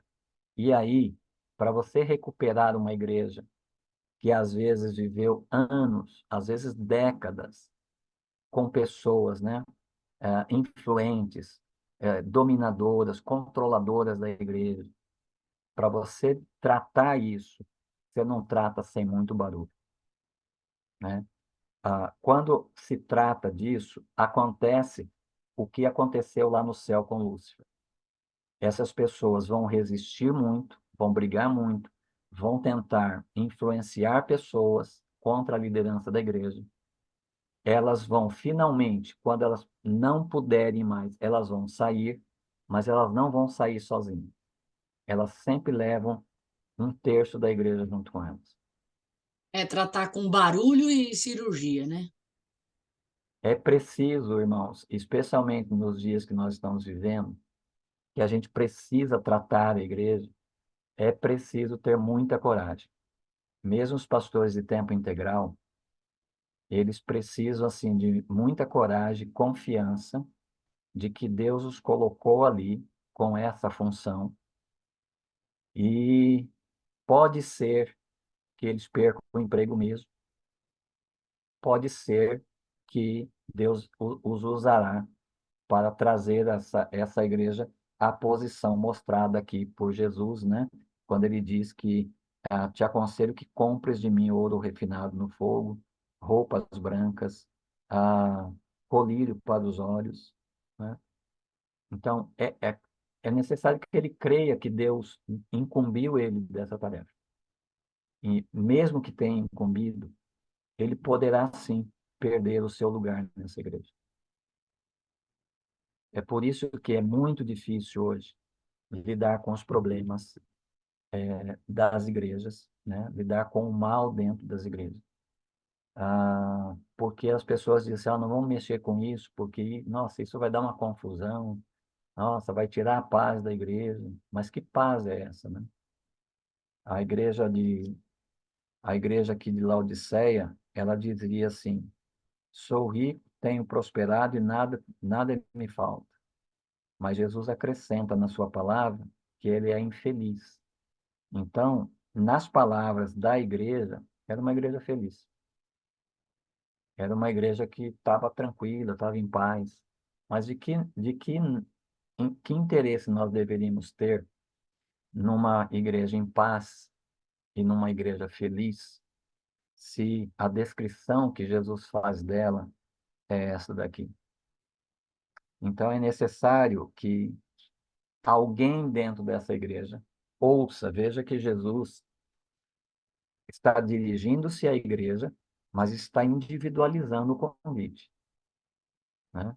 É toda a igreja, mas ele individualiza. Se alguém ouvir a minha voz e abrir a porta, entrarei em sua casa e cearei com ele e ele comigo, né? Aí ele prossegue falando do, do prêmio, né, da promessa. Ao vencedor, eu lhe concederei que se assente comigo no meu trono, assim como eu venci e me assentei no trono do Pai, assentei com o meu Pai no seu trono. O que Jesus está querendo dizer aqui? Ele está querendo dizer ao mensageiro, especialmente ao mensageiro dessa igreja, que ele vai passar por muitas lutas. Veja quando Jesus diz assim que eu venci. Ele está falando das lutas que ele teve. Ele está falando das oposições que ele enfrentou, das perseguições que ele enfrentou. Ele está falando da rejeição que ele experimentou. Ele está falando do sofrimento que ele experimentou e, finalmente, a cruz. Então, o que ele está dizendo, especialmente para o mensageiro dessa igreja, é que ele tem a mesma coragem, né? Assim como Jesus venceu e se assentou com o seu Pai no seu trono, Jesus concederá ao que vencer que se assente comigo no meu trono. Essa vai ser a recompensa, né? Daqueles que lutarem assim, não só por suas próprias vidas, mas pela vida, né, de uma congregação, quando ela, neste caso aqui, se identifica com essa descrição que Jesus faz da igreja de Laodiceia. Ok, gente. Perguntas, dúvidas? Uns 6 minutinhos.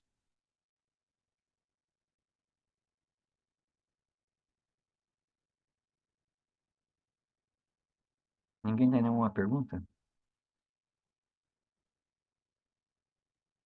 Acho que seria bom, né? Nós temos assim poucos minutos que se alguém tiver alguma dúvida, alguma questão, colocar agora, né? Porque aí a gente já, semana que vem, na outra semana, né? Porque o pastor não vai estar, Uhum. já a gente passa para o próximo, assim, sem nenhuma preocupação, assim. Dúvidas a gente sempre tem uma ou outra, né? Mas era bom. Pastor, eu tenho não é uma dúvida, é uma consideração. O Hum, senhor fala tanto da igreja, que toda essa descrição da igreja, e aí eu fico pensando na minha igreja. hum, Como é que eu não vou saber, eu, pessoa sozinha, não sei como que é a igreja, o pastor sabe, só Jesus sabe. Como é que a gente sabe se a PIB do Brás, por exemplo, se está tendo esse culto todo que Jesus aceita, hum, que não está sendo comparada por nenhuma dessas 7 igrejas apresentadas. hum. Eu A posso irmã, falar por mim. sim, Agora tem um monte de gente, né? tá.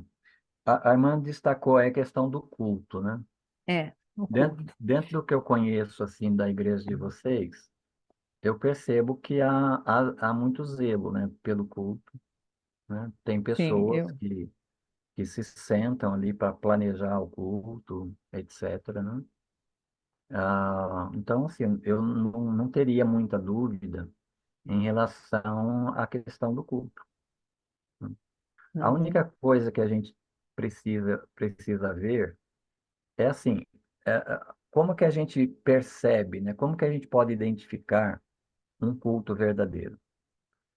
Isso O aí. culto verdadeiro é aquele, já diziam os antigos, é aquele que incomoda os acomodados e os, ah, consola os incomodados, né? Crentes, os crentes. É. Então, o culto, ele não é um elemento assim de atração. Às vezes as igrejas usam muito, né, elementos de atração, né? Tem uma peça, tem uma participação especial, traz um cantor, um grupo musical de fora, coisas assim. A gente não pode pensar o culto como uma atração. Eu não posso pensar como as megas igrejas, né, dos Estados Unidos e muitas aqui já no Brasil. Eu não posso pensar numa igreja que seja de acordo com o gosto do pecador. A igreja tem que ser nos moldes que Jesus deu, né? Então, essa preocupação. Outra coisa é a questão da pregação, né? Como eu digo várias vezes aqui para vocês, né? A gente precisa, quando a gente ouve, né, a pregação, a gente precisa tentar ver quanto de evangelho tem ali, né? Porque, como eu venho dizendo, hoje em dia, a gente está muito naquela, assim, de encontrar solução para o problema dos crentes, né? E a solução verdadeira é o evangelho. Mas, às vezes, a gente não prega o evangelho porque a gente pensa que a gente tem uma ideia melhor do que a de Jesus para consolar os inconsolados, né? Então, a gente começa a fazer pregação, ou, às vezes, como eu mostrei para vocês lá na carta de Tiago, às vezes, quando nós vamos tratar daquelas partes, né, da ética cristã nas cartas, especialmente nas cartas, né, do Novo Testamento, a gente focaliza o comportamento. Isso acontece, por exemplo, muito facilmente no ensino do departamento infantil. As revistas que a gente usa, elas trabalham a partir disso, né? A boa parte das que eu conheço, elas trabalham assim, ser crente é ter bom comportamento. Então, quando você vai direto para a ética cristã e pula o evangelho, é como se você fizesse um apelo a um pecador e dissesse para ele aceitar um Jesus que você não apresentou. E eu conheço pregadores que têm a arte de fazer isso. Eu fui uma vez lá em Maceió, com um grupo de pastores daqui de São Paulo. Fomos em 40 pastores. E nós fomos para fazer uma pregação maciça ali nas igrejas e tal, e as igrejas se prepararam, convidaram pessoas e tal. E na abertura tinha um pastor pregando. Aí ele estava pregando cheio de historinha, nada de evangelho, nada. E é um pregador famoso entre nós. Nada de evangelho, cheio de historinha, vai comovendo as pessoas e tal, e tal, e tal. E chegou no final, sem apresentar nada do evangelho, ele fez apelo, veio um monte de gente para frente. Isso é um perigo, né? É um perigo você não apresentar o evangelho e chamar a gente para conversão. Converter o quê, né? De quê para quê? O que que é esse negócio que normalmente a gente faz e que a gente tem que aceitar Jesus? Que bicho é esse, né? A gente tem que aclarar esse negócio. Então, a gente tem que observar nas pregações se tem evangelho nelas. Se só tem ética cristã, a menos que tenha havido uma introdução que apresentou o evangelho como base de sustento sobre a qual você constrói a ética, beleza.